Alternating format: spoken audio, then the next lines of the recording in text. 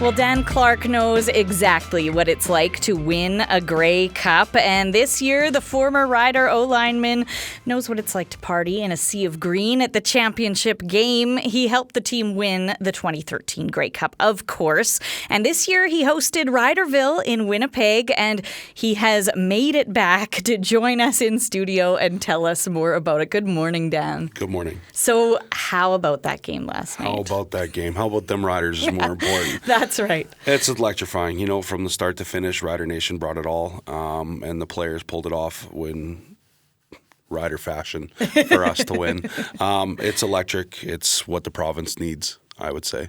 And I mean, I know what it's like as a fan, quite far removed from everything. What goes through your mind in a game like that? Let's be honest, in those games, your expectations are a lot higher than normal. I would put this up to like a Labor Day game. Your anxiety's through the roof, and you're making sure you're on point with everything. But again, being out of it now, making sure that I talk to certain guys throughout the week just to soak something in. Like soak something in. Don't let the moment be too big. You're built for it. All the off-season training, everything learning from the playbook is all made for this moment. So it's electrifying. Yeah, and does it take you right back to 2013? Oh, yeah. Like, my wife looked over at me, and I'm, like, all emotional. Like, I look at my son, Logan Ferlin, out there and just celebrating, and I'm just like, you know what? I'm very proud of the product that they put on the football field. More importantly, product that Corey Mace put together for those guys.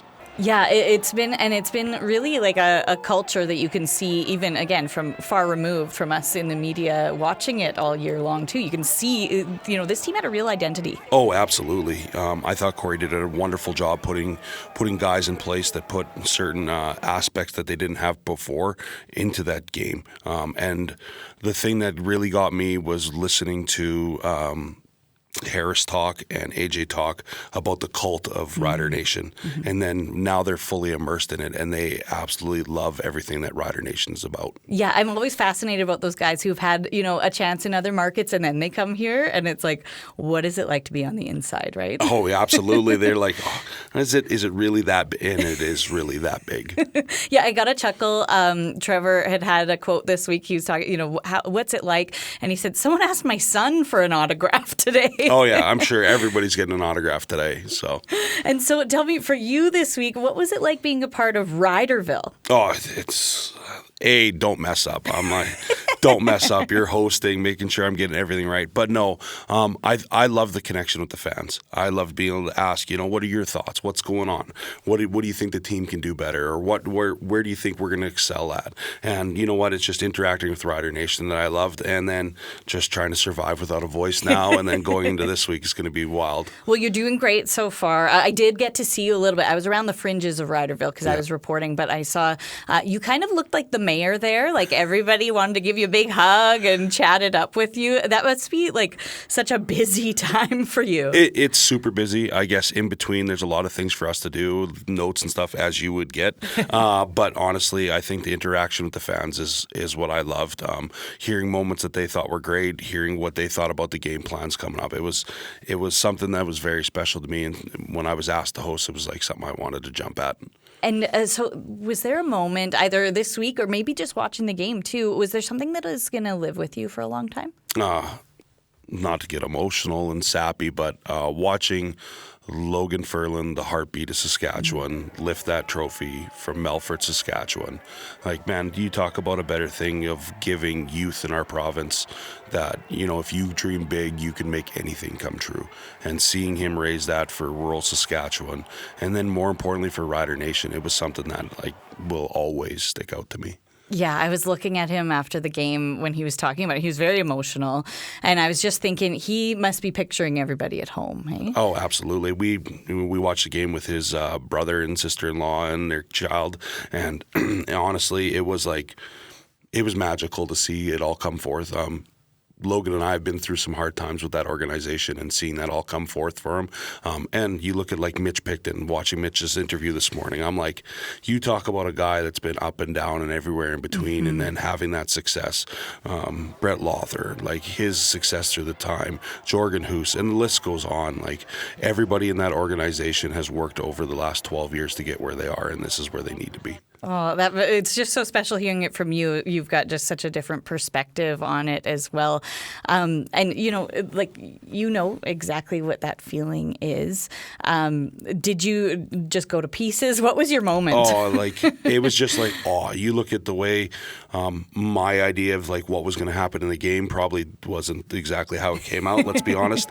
And then in Rider fashion, it's that last few drives of getting after the quarterback and making him move around. And then, of course, the hamstring issue comes up and that last throw. Sorry. This is allowed. This is the MC and this the is voice. An occupational hazard here. And seeing that throw and knowing that it was coming. It was the place that they needed to be, and they pulled it off, and it was amazing. What did you think? I would say for me that fumble on the goal line, that recovery, was a moment where I was like, oh, I think I'm allowed to maybe be a bit optimistic here. Was that a moment for you too? No. Not ready yet. One thing I've always learned in football is until that clock's hit double zeros, there's never a moment especially of this league, right? Absolutely. And you look speaking of the league, you look at the last few, everything happens in the last minute, which is electrifying. Yeah. And then, of course, you look out throughout the plays, AJ Ouellette does an amazing job of grounding, and that O-line just put on a product that was unbelievable. Yeah, it was something to watch. It's like a symphony. There's so many people that have to play their part and make it all come together. I think being done now and doing certain things for the club, I realize, and I wasn't naive to what happens behind the scenes, but the production and certain people's teams putting everything on, and then the organization and the committees making everything happen. It's just a team effort, and it's what Rider Nation needs. Outside of actually winning at that moment, is it also just is there some kind of relief too? It must be such a pressure building up to that game to get to the end and everything's okay at the end. What does that feel like? It's honestly it's putting everything together, right? It's from those early morning trainings to getting up to go to schools to talk to youth. It's, training camp, the grind of going through two-a-days. No, it's not what it was like it used to be, but and everything just kind of accumulating and building. And Corey, looking from the outside in, Corey Mace does an unbelievable job of leading those men into successful points, and that's something that Rider Nation needs to be very proud of the coach that they have in place. And I mean, to a man, that's what they all say about him too. It sounds like it's absolutely right. He leads by example, let's say. And so, I mean, there's so much more to do now. There's a parade to plan. Do you have any advice now for the players? Soak it in. Don't ever take a moment of you know what, just soak it in. I look back to 13 and the things that we did.